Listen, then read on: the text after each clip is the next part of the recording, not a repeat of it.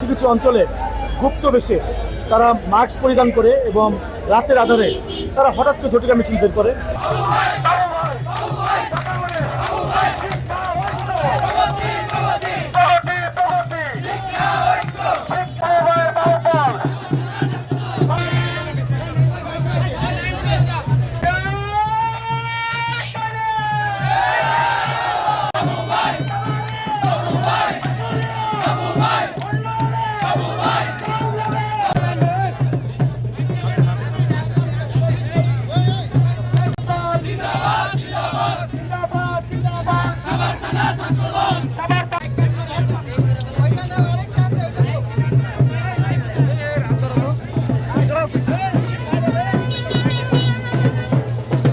কিছু অঞ্চলে গুপ্ত বেশে তারা মাস্ক পরিধান করে এবং রাতের আধারে তারা হঠাৎ করে ঝটিকা মিছিল বের করে।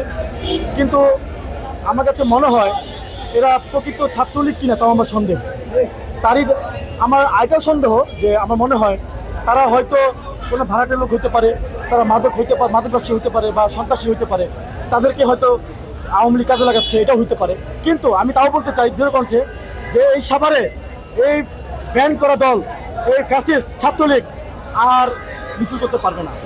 তারা যদি কোনো কারণে এই সাভারের মাঠে দাঁড়াতে চায় তাদের আমরা সত্যতা প্রতিহত করবো ইনশাআল্লাহ।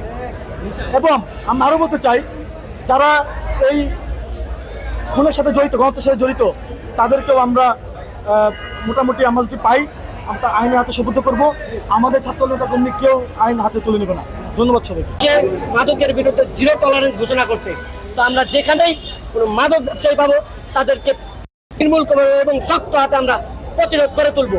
আপনারা এখনো জানেন ছাত্রলীগের ক্যাডার বাহিনী আছে যারা এখনো মাদক ব্যবসার সাথে জড়িত আছে, তাই আমরা তাদেরকে দৃঢ় কণ্ঠে বলতে চাই এই সাভার আশুলিয়ার মাটিতে আর কোনো মাদক ব্যবসা চলবে না, কঠোর হাতে দমন করা হবে।